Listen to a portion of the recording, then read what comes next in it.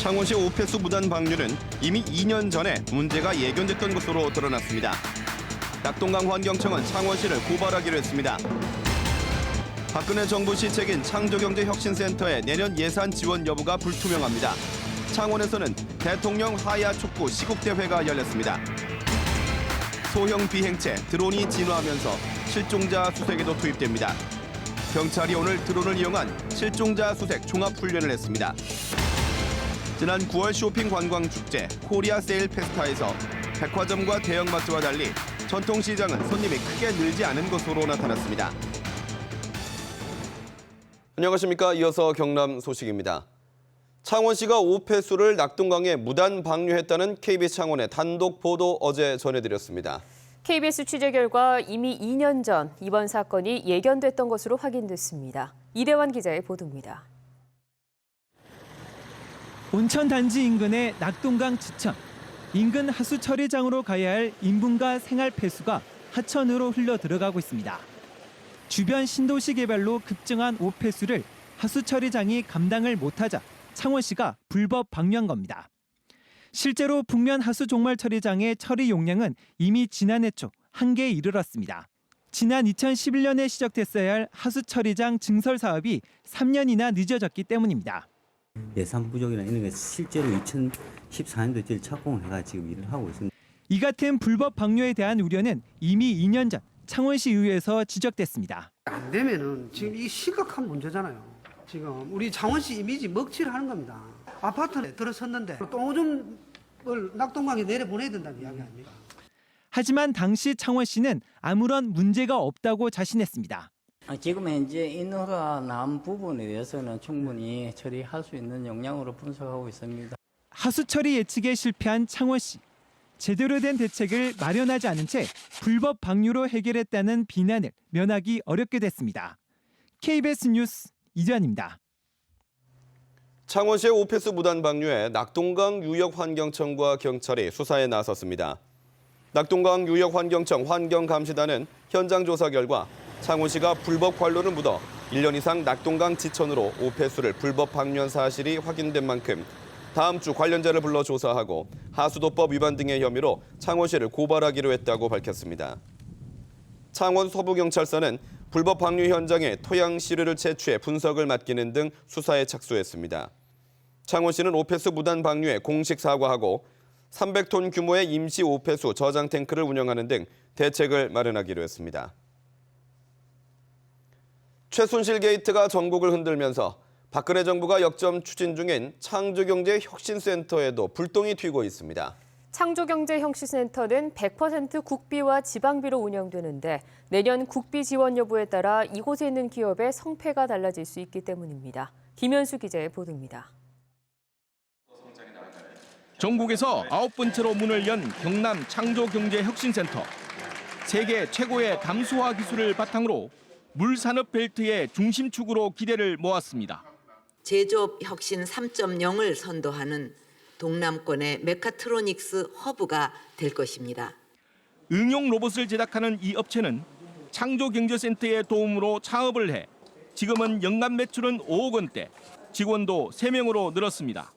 여기 센터에 들어오면서 센터를 방문하시는 분들한테 저희 회사를 홍보할 수 있는 그런 기회를 많이 만들어서 경남 창조경제센터에서 창업한 기업은 지금까지 41개, 163명이 새로 채용됐습니다. 이 같은 성과를 낸 경남 창조경제센터가 최순실 게이트로 위기를 맞았습니다. 전액 국비와 도비로 운영되는 창조경제센터에 내년 예산 46억 원 지원 여부가 불투명하기 때문입니다. 박근혜 정부 역점 사업으로 내년 예산 심의 과정에서 삭감되거나 대폭 축소될 가능성이 있기 때문입니다. 우리나라의 먼 미래를 이렇게 바라보고 하는 사업이기 때문에 아마 모두 마음을 합쳐서 그렇게 지원하리라고 생각하고 있습니다. 현재 경남 창조경제센터에서 보육 중인 기업은 197개. 예산 지원 여부에 따라 회사 미래가 달라질 수 있는 만큼 다음 달 예정된 국회 예산안 처리에 촉각을 세우고 있습니다. KBS 뉴스 김현수입니다. 대통령 하야와 새누리당 해체, 노동계약 폐기를 요구하는 경남 시국대회가 오늘 창원 성산구 상남동에서 열렸습니다. 노동자와 시민 등 1000여 명이 참여한 오늘 대회에서 참가자들은 촛불을 들고 용호동 정우상가까지 행진을 벌이며 대통령은 최순실 게이트 책임을 지고 하야할 것을 요구했습니다. 참가자들은 결의대회를 꾸준히 열어 대통령 하야를 요구하기로 했습니다. 무인 비행체인 드론은 쓰이지 않는 곳이 없을 만큼 폭넓게 활용되고 있습니다. 경찰이 실종자 수색에도 드론을 투입하기로 했습니다. 짧은 시간에 넓은 장소를 확인할 수 있는 장점을 활용하는 겁니다. 정유진 기자가 취재했습니다. 프로펠러가 힘차게 돌며 드론이 날아오릅니다. 향하는 곳은 저수지 옆 숲속. 실종자 5명을 찾아내는 훈련입니다. 고도를 조금 낮춰서 정면 직진으로 가서 드론을 조종하는 경찰관들은 화면을 주의 깊게 살핍니다. 접근이 어려운 저수지 주변 바위 지역도 빈틈없이 확인합니다. 수색한 지 1시간. 실종자 5명 중 3명을 찾았습니다. 그간에는 우리 경찰관이 직접 산에 오르거나 헬기를 동원했는데 이번에는 드론을 투입함으로써 신속하게 그 실종자를 발견하는 게. 이번 훈련의 수색 범위는 숲속 반경 1km 정도. 경찰관 200여 명이 하루 꼬박 수색해야 할 면적입니다. 하지만 드론을 활용하면서 30여 명이 2시간 만에 수색을 마쳤습니다. 드론을 띄워서 공중에서 보면은 시야가 넓기 때문에 찾는 속도가 상당히 빠르다고 생각됩니다. 특히 이번 훈련에는 열감지 기능이 탑재된 드론도 투입됐는데요. 기온이 낮아지는 겨울철이나 야간 시간대 실종자를 수색하는데 특히 효과적입니다. 한 해 실종 신고 3만 7천 건에 실종 사망자 300여 명. 경찰은 드론이 실종자 수색 효율을 획기적으로 높일 것으로 기대하고 있습니다. KBS 뉴스 정유진입니다. 지난 9월 최대 규모로 진행된 쇼핑 관광 축제 코리아 세일 페스타에서 전통시장은 상인과 손님 모두 기대에 못 미쳤다고 말합니다. 고객이 백화점과 대형마트에 쏠리는 점도 보완이 필요해 보입니다. 보도에 손은혁 기자입니다. 코리아 세일 페스타에 참여한 창원의 한 전통시장. 일주일 동안 점포 자율로 할인을 하고 경품 행사도 했습니다.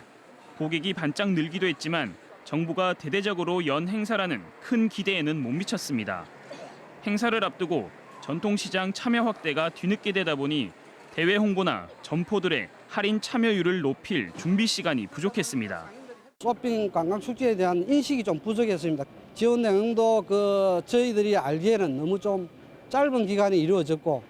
중소기업청이 행사 참여 시장을 대상으로 설문조사한 결과 35.6%는 매출 변화가 없었다고 답했습니다. 플러스가 됐다 이거는 아닌 것 같고 그냥 평소보다 조금 조금 손님들이 더 오셨을 수도 있고. 전통시장만의 콘텐츠가 부족하면서 고객이 쏠린 백화점과 면세점 등이 10에서 30% 매출 증가한 것과 대비됩니다. 때문에 상당수 시장에서는 전통시장만을 위한 세일 행사가 필요하다는 평가가 나왔습니다.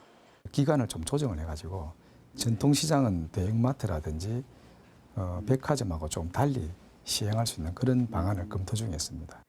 최대 규모의 쇼핑 관광 축제에 전통시장 활성화 방안까지 담아내는 철저한 준비가 필요합니다.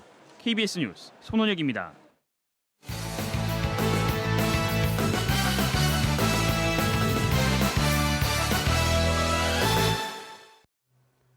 주요 단신입니다. 조선오프랑의 거제와 통영 고성지역 체불임금이 크게 늘었습니다. 고용노동부 통영지청은 올 들어 지난달까지 체불임금이 498억 원으로 지난해 같은 기간 184억 원에 비해 2.7배 증가했다고 밝혔습니다. 임금 체불 신고도 6,019건으로 1년 새 2천여 건이 더 늘었습니다. 고용노동부 통영지청은 연말까지 체불임금 규모와 신고가 더 늘 것으로 예상했습니다. 창원 진해 지역을 조선 밀집 지역에 포함시켜달라는 지역의 요구에 정부가 포함 여부를 검토합니다. 김성찬 국회의원은 주형환 산업통상자원부 장관 등을 만나 진해를 조선 밀집 지역에 포함해야 하고 진해 지역의 조선산업 관련 업체들에 충분한 혜택을 제공할 것을 촉구했습니다. 이에 대해 주형환 장관은 긍정적으로 검토하겠다고 밝혔습니다. 제18차 경남 사회복지사 대회가 오늘 저녁 창원 풀만호텔에서 열렸습니다. 경남 사회복지사협회 주최로 열린 오늘 행사는 사회복지사 300여 명이 참석해 유공자 포상과 사회복지 봉사상 시상, 후원금과 장학금 전달식이 열렸습니다. 또 공연 등을 즐기며 사회복지 담당자로서 소통과 화합하며 사회 취약계층을 살피는 데 더욱 노력할 것을 다짐했습니다. 어젯밤 11시 35분쯤 함안군 북동쪽 9km 지역에서 규모 2.6의 지진이 발생했습니다.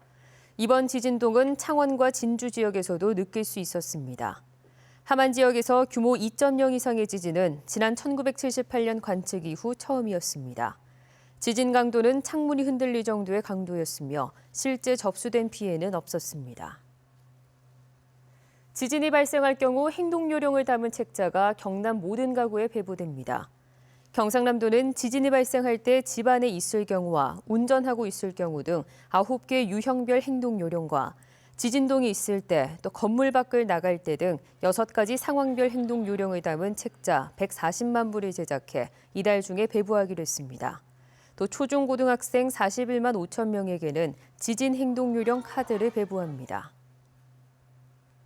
부산고법 창원재판부 제2민사부는 이종환 생가 소유권 분쟁에 대한 대법원 파기환송에 따른 항소심에서 생가 소유권이 의령군에 있다고 판결했습니다. 경남 소식이었습니다.